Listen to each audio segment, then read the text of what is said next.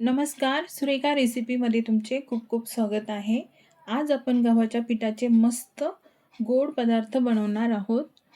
तर हे गव्हाच्या पिठाचे गुलगुले छान खुसखुशीत तयार होतात आणि बनवायला अजिबात वेळ लागत नाही. सुंठ, विलायची, बडीशोप याची चव असलेले खूप मस्त जाळी पडलेले आणि खुसखुशीत हे गुलगुले कसे बनवायचे ते बघूया. बऱ्याच माझ्या मैत्रिणीचे गुलगुले जाळीदार होत नाही किंवा खाताना घशामध्ये अडकतात. असे होऊ नये म्हणून खूप साऱ्या टिप्स मी या व्हिडिओमध्ये सांगितलेल्या आहेत. तेव्हा व्हिडिओ शेवटपर्यंत नक्की बघा. सर्वात आधी मी ते एका बाउलमध्ये पाऊण वाटी गूळ घेतलाय. हा गूळ किसणीने किसून घेतलाय. तुम्ही सुरीने सुद्धा कट करून घेऊ शकता.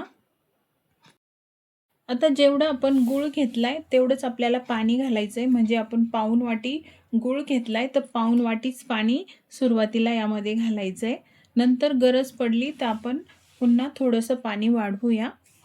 आता हे सर्व चांगलं चमच्याने किंवा विस्कने गूळ पाण्यामध्ये विरघळून घ्यायचा. वाटीने किंवा कपाने हे सर्व साहित्य मोजून घेतलं की आपला पदार्थ न चुकता एकदम परफेक्ट तयार होतो. त्यामुळे घरातलं कुठल्याही भांड्याने तुम्ही हे साहित्य मोजून घ्या.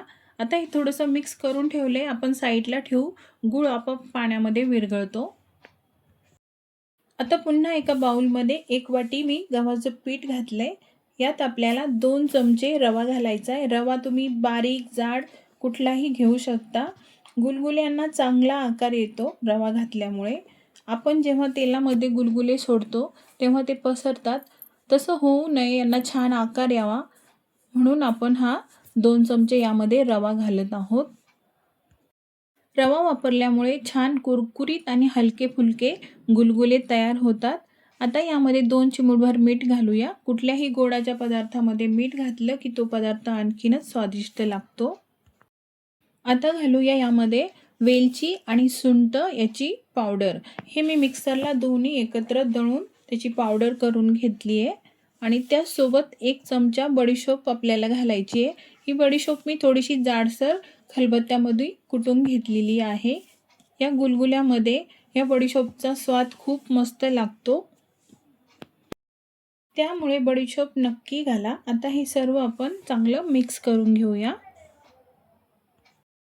इकडे भिजत ठेवलेला गूळ पण आता पूर्णपणे पाण्यात विरघळलेला आहे.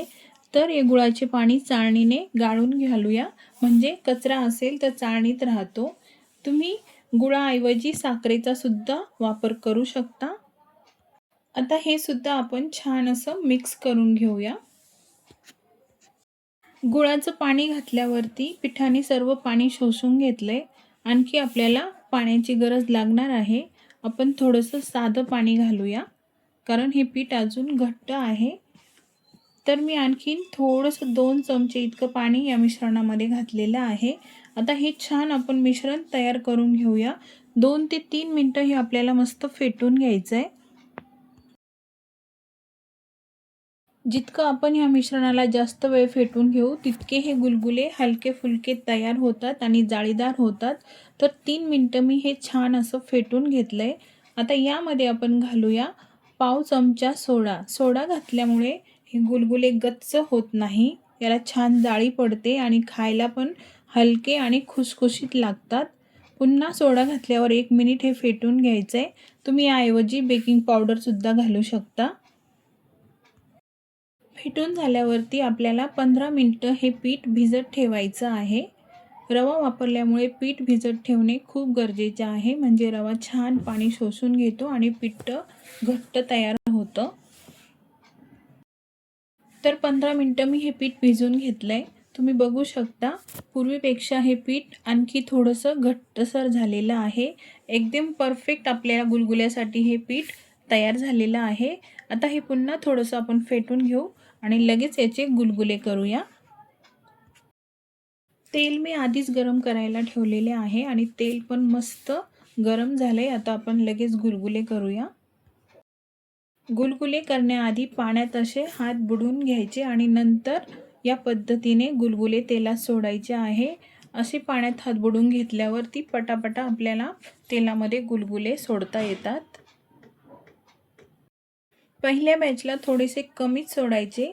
एकदा की आपल्याला तेलाच्या टेम्परेचरचा अंदाज आला की मग आपण कढईत बसतील तेवढे तुम्ही यामध्ये सोडू शकता. तुम्ही बघू शकता तेलात टाकल्या हे गुलगुले लगेच वरती येत आहे. म्हणजे आपलं पीठ एकदम परफेक्ट इथे तयार झालेलं आहे. एकदम हलके हे गुलगुले झालेत. थोडा वेळ याला हात लावायचा नाही. सर्व गुलगुले तेलाच्या वरती आले की मग ते असे हळूवार आपण पलटवून घ्यायचे. झाऱ्याने किंवा चमच्याने असे पलटून घ्यायचे. तुम्ही बघू शकता किती मोकळे सुटसुटीत हे गुलगुले झालेले आहेत. अजिबात एकमेकाला चिटकलेले सुद्धा नाही किंवा कढईला सुद्धा अजिबात चिटकलेले नाहीत. याला सारखं उलट-सुलट करायचं म्हणजे एकसारखा रंग गुलगुल्यांना येतो. तर तुम्ही बघू शकता मस्त याला गोल्डन रंग आलेला आहे. पहिली बॅच आपली इथे तळून झालेली आहे. आता मी ही मोठ्या झाऱ्याने काढून घेत आहे म्हणजे एक्स्ट्राचं जे तेल आहे ते यामधनं निथळून जाईल. तुम्ही बघू शकता किती टम्म फुगले आहेत हे गुलगुले. गुलगुले अजिबात वाटत नाही गुलाबजाम वाटतायत. दुसरी बॅच पण आपण तळून घेऊया. दुसऱ्या बॅचला मी थोडेसे जास्त सोडले आहे. हे पटापटा सोडता येतात. मीडियम फ्लेमवरती उलट-सुलट करून मस्त सोनेरी रंगावर आपल्याला हे तळून घ्यायचे. तुमच्या आवडीनुसार तुम्ही लहान मोठे करू शकता. 4 ते 5 दिवस आरामात हे गुलगुले टिकतात. तुम्ही प्रवासासाठी सुद्धा बनवून नेऊ शकता किंवा बनवून ठेवू शकता आणि मधल्या वेळेत खाऊ सुद्धा शकता. दुसरी बॅच पण आता आपण पलटवून घेऊया.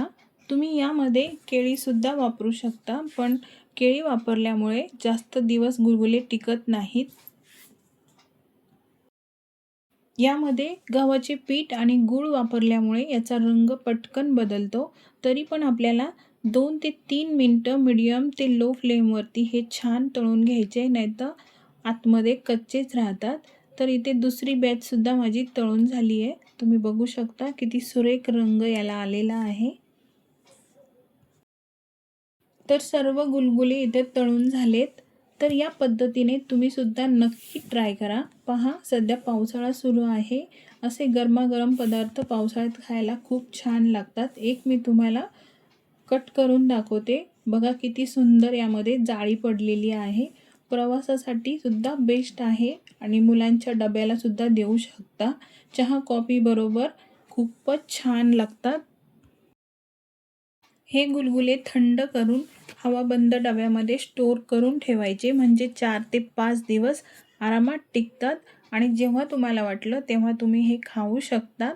तर आजचे हे जाळीदार आणि खुसखुशीत गुलगुले ही रेसिपी तुम्हाला कशी वाटली हे कमेंटमध्ये नक्की सांगा. सुरेखा रेसिपी चॅनलला सबस्क्राईब केलं नसेल तर सबस्क्राईब करा. सोबतच बेल आयकॉनला क्लिक करा म्हणजे माझ्या सर्व रेसिपीज तुम्हाला बघायला मिळतील. पुन्हा भेटू पुढच्या रेसिपीमध्ये. तोपर्यंत मस्त खा आणि मस्त रहा.